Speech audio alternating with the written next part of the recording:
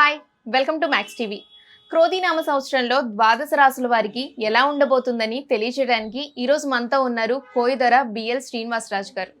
మరి ఆయన మాటల్లోనే మనం తెలుసుకుందాం. నమస్కారం అండి. ఓం నమ శివాయ. ఈ క్రోధినామ సంవత్సరంలో సింహరాశి వారికి ఎలా ఉందో తెలియజేస్తారా?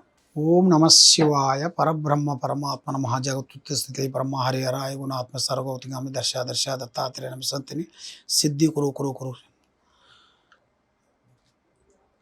ఓం వనదేవత వనదుర్గా మహాశక్తి అంబవారు వనదేవి.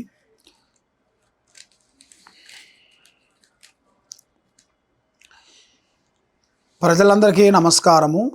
ఈరోజు మనం తెలుసుకోవాల్సింది సింహరాశి గురించి చెప్పబోతున్నాను. ఈ సింహరాశి వాళ్ళకి అదృష్ట గడియలు, రావు గడియలు, స్థాన గడియలు, అధోగతి గడియలు, ఈ మూడిట్లో ఏ కార్యక్రమం చేయాలనుకున్నా, ఎక్కడ పోవాలనుకున్నా కూడా ఇలా జాతక ప్రకారంగా చూసుకుంటే చాలా వరకు ఆలోచన విధానము, వీళ్ళు అనుకున్న విధానం ఒకటి అనుకుంటే జరగాల్సింది ఇంకో విధానంగా పోతుంది. మళ్ళీ అది ఎందువల్ల పోతుంది ఏమిటా అని చాలామందికి సందేహాలు ఉన్నాయి. ఈ సింహరాశి వాళ్ళు ఏ విషయంలో అయినా కూడా వెనకబోరు, ఒక అడుగు ముందే ఉంటారు.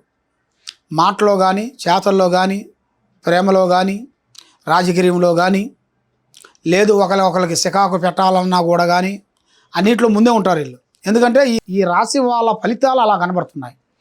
మరి ఈ రాశి వాళ్ళలో ఉండవలసిన వాళ్ళు మరి ఎందుకు సార్ మరి కొన్ని కార్యక్రమాల్లో కొంచెం బ్రేక్ అయిపోతున్నారు? రాజకీయ ఫలితాలు కానీ, బిజినెస్ పరంగా కానీ కొన్ని కార్యక్రమాల్లో కొంచెం డౌన్ అయిపోతున్నారు అంటే అది ఇలా రాశి ఫలితం కాదు, వీళ్ళు ఉండాల్సిన స్థాన ఫలితం. స్థానంలో ఉండాల్సిన ఒక బలం, స్థానంలో ఎప్పుడు బలం తగ్గిపోతుందో వీళ్ళు చేయాల్సిన కార్యక్రమాలన్నీ వెనక్కి వెళ్ళిపోతుంటాయి.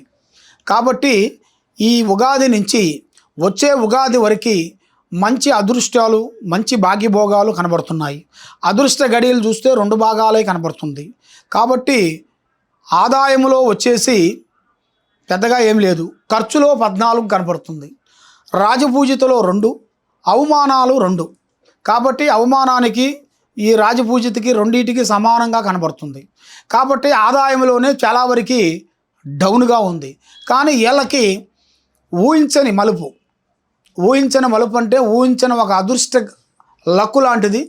అది ఏ రూపంలో కానీ, ఒక రూపంలో స్త్రీ రూపంలో అయినా కానీ, లేదు బాబు వాళ్ళ కొడుకు రూపంలో అయినా కానీ, వాళ్ళ బిడ్డల రూపంలో అయినా కానీ, బంధువు మిత్రుల రూపంలో అయినా కానీ వీళ్ళకి ఒక పెద్ద లక్కు మాదిరిగా ఒక అదృష్ట గడియ అంటే ఒకటి మంచి స్టార్ అనేది వీళ్ళకి రాబోతుంది. ఈ ఉగాది నుంచి వచ్చే ఉగాది లోపులో అది తప్పకుండా వీళ్ళకి ప్రాప్తి అయ్యే యోగం అనేది కనబడుతుంది. కాబట్టి దాన్ని సాధించుకోవాలనుకుంటే కొన్ని కార్యక్రమాలు, కొన్ని విధానాలు, వీళ్ళ మీద ఉండాల్సిన కొన్ని దోషములు కనబడుతున్నాయి. ఆ దోషాలకి కొంత శాంతం చేయించుకోవాలి. ఆ దోషాలకి శాంతం అంటే చేయాల్సింది శ్రీ గణపతి హోమం. శ్రీ గణపతిని పూజించాలి వీళ్ళు మెయిన్గా. ఆ గణపతిని పూజించి పారార్థన చేసుకొని ఆ గణపతి గుడికి వెళ్ళి కొన్ని ప్రదర్శనలు చేసుకొని మనకు దగ్గర దాపు ఉండవలసిన వాళ్ళకు ఎవరికైనా సరే దానిమ్మకాయల్ని దానం చేయాలి. దానిమ్మకాయలతో దానం చేస్తే తప్పకుండా అభివృద్ధి అనేది పొందుతుంది, లక్ష్మి కలిసి వస్తుంది, మనశ్శాంతి ఉంటుంది, చేయాల్సిన కార్యక్రమాలన్నీ అభివృద్ధి అవుతాయి. కాబట్టి మీరు ఏ కార్యక్రమం చేయాలనుకున్నా, ఎటు పోవాలనుకున్నా కూడా 3 కలిసి చేయొద్దండి, 7 మంది కలిసి చేయొద్దండి. ఎందువల్ల అంటే ఇలా జాతక ఫలితంలో చూసుకుంటే సరి సంఖ్యలోనే బాగుంది. సరి సంఖ్య అనగా 2, 4, 6, 8, 10. ఏ బిగిని చేయాలనుకున్నా ఎంతమందితోనే చేయాలి. కానీ మళ్ళా 3, 7, 1 చేస్తే అభివృద్ధి అనేది ఉండదు. కాబట్టి మీరు ఏమి చేయాలనుకుంటున్నారో, ఏ విధంగా చేయాలనుకున్నా కూడా మెయిన్గా మీరు చేయాల్సింది మీ మీద ఉండాల్సిన ఆ దోషాన్ని శాంతం చేయించుకుంటే తప్పకుండా మీరు అభివృద్ధిగా పొందుతారు.